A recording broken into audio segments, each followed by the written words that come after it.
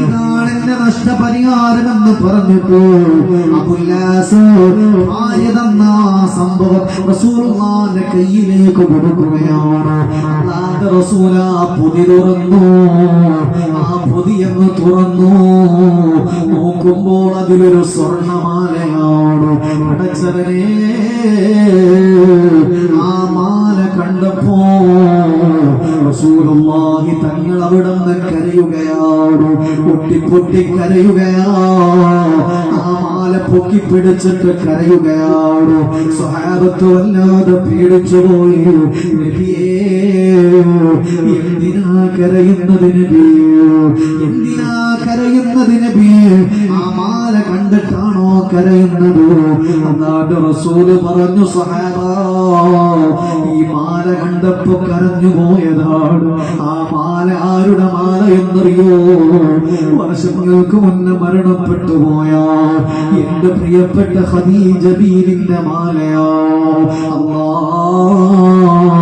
ഖദീജ ബീവി വഫാത്താകാൻ കിടക്കുമ്പോ എന്നെ വിളിച്ചു പറഞ്ഞു, നബിയേ, നമ്മുടെ പൊന്നുമോള് സൈനബയുണ്ടല്ലോ, കല്യാണ നേരത്ത് കൂടുതൽ കൊടുക്കാൻ പറ്റിയില്ലല്ലോ, അതുകൊണ്ട് എനിക്ക് അവസാനമായി എന്റെ കഴുത്തിൽ അണിയുന്ന ഈ മാലയുണ്ടല്ലോ, ഇത് സൈനബാക്ക് കൊടുക്കണം നബിയേ, സൈനബാക്ക് കൊടുക്കോ നബിയേ. എന്റെ പ്രിയപ്പെട്ട ഖദീജ ബീവി വഫാത്താകാൻ കിടക്കുന്ന നേരത്ത് എന്റെ കയ്യിലേക്ക് ഊരി തന്ന മാലയോ.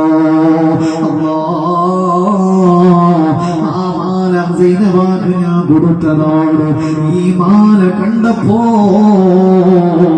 എനിക്കെന്റെ ഖദീജ ബീവിന് ഓർമ്മ വന്നു.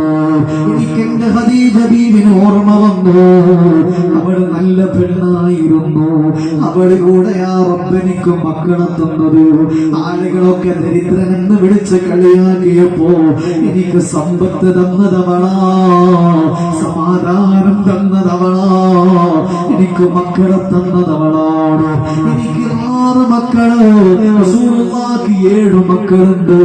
അതിൽ 6 മക്കളെയും പ്രസവിച്ചത് ഖദീജത്തുൽ കുബ്റാ. അല്ലാഹുവിന്റെ റസൂൽ പറയാണ്, എന്റെ മക്കളെ പ്രസവിച്ചത് അവളാണല്ലോ എന്ന് പറഞ്ഞ് ഹബീബ് കരയുകയോ. പരിസരത്തുള്ള എല്ലാവരും കരഞ്ഞു. അബുല്ലാസ് കരഞ്ഞു.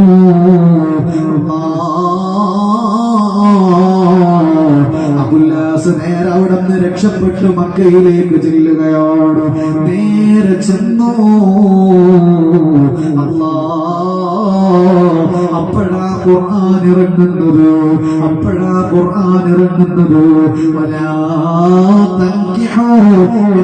കല്യാണം പാടുള്ളതല്ല. മുസ്ലിമീങ്ങൾക്ക് അമുസ്ലിമീങ്ങളെ കെട്ടാൻ പാടില്ല. പഠിച്ചവരെ, റസൂലുള്ളാഹി തങ്ങൾ അബുല്ലാസിനോട് പറഞ്ഞു, മോനെ, എന്റെ മോളെ എനിക്ക് തിരിച്ചു തരണേ. മുസ്ലിമീങ്ങളല്ലാത്തവർക്ക് മോളെ കെട്ടിക്കാൻ പറ്റൂല്ല. പറഞ്ഞു, എനിക്ക് സാധിക്കൂല. സൈനബയില്ലാതെ ജീവിക്കാൻ കഴിയൂല. സൈനബാ ബീവിനെ കൂട്ടിയിട്ട് വരികയാ. മക്കയിൽ നിന്ന് സൈനബാ ബീവിനെ കൂട്ടിയിട്ട് അബുല്ലാസ് നേരെ മക്കത്തേക്ക് വന്നു.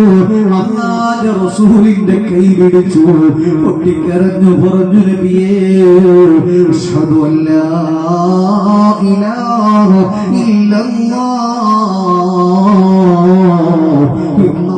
പൊട്ടിക്കരഞ്ഞിട്ട് പറയുകയോ.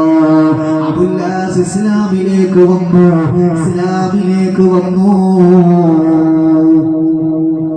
ഒരു മാല കണ്ടപ്പോ നബി തങ്ങൾ കരഞ്ഞു.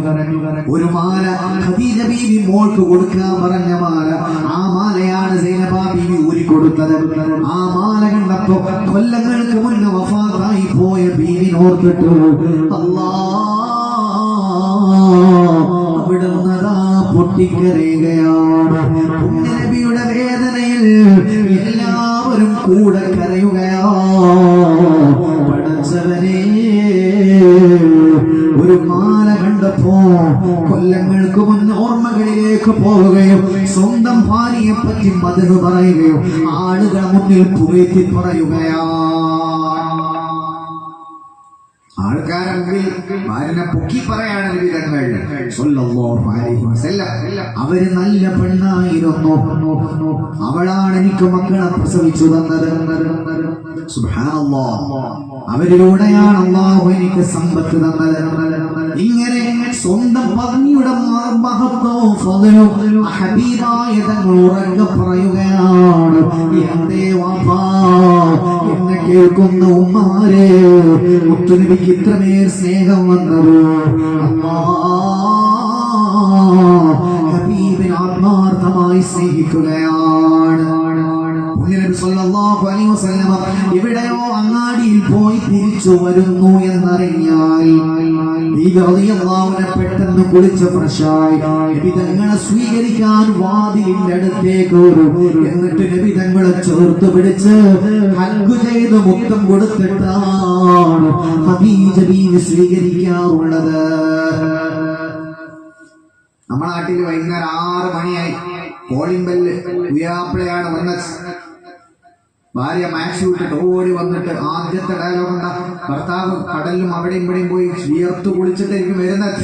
ഫസ്റ്റ് ഡയലോഗ്, ഇക്കാ വന്നോ, നിങ്ങൾ മുഖക്കാകെ ക്ഷീണിച്ചിട്ടുണ്ട്, ഞാൻ നമുക്ക് തുടച്ചു തരാനാണോ? പറഞ്ഞ സാധനം ഉണ്ടെങ്കിൽ കൂടി കയറിയാൽ മതി അല്ലെ.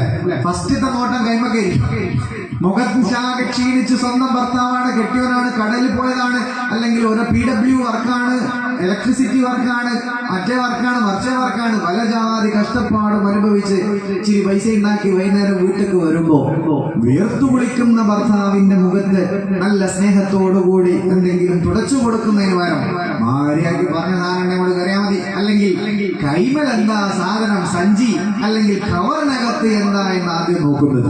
അത് അടുക്കള കൊണ്ടൊന്ന് ചെരിഞ്ഞു നോക്കുമ്പോൾ അതിൽ ഓർലിക്സ് ഇല്ല, അതിന് 4 ഡയലോഗ്.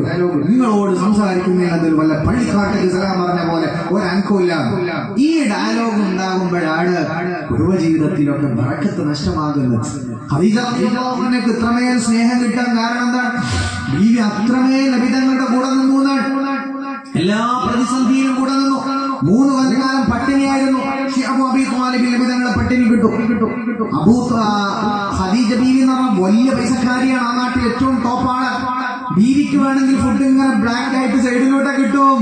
വേണ്ടേ വേണ്ട, എന്റെ ഭർത്താവ് പട്ടിണിയാണോ, എനിക്കാരും ഫുഡ് തരേണ്ട എന്ന് പറഞ്ഞ നബി തങ്ങളുടെ കൂടെ പച്ചില കടിച്ചുകൊണ്ട് ജീവിക്കുകയാണ് ഖദീജ റളിയല്ലാഹു അൻഹാ. അതുകൊണ്ടാണ് പറഞ്ഞത്, സ്വർഗീയ പെണ്ണുങ്ങൾ ഏറ്റവും ഹബീബ്, ലോകത്തെ ഏറ്റവും ഇഷ്ടപ്പെടുന്നത് ഖദീജ ബീവിയെ. സുബ്ഹാനല്ലാഹ്, നബി തങ്ങളോട് ചോദിക്കുന്നുണ്ട്, നബിയെ ഏറ്റവും ഇഷ്ടപ്പെടുന്നത്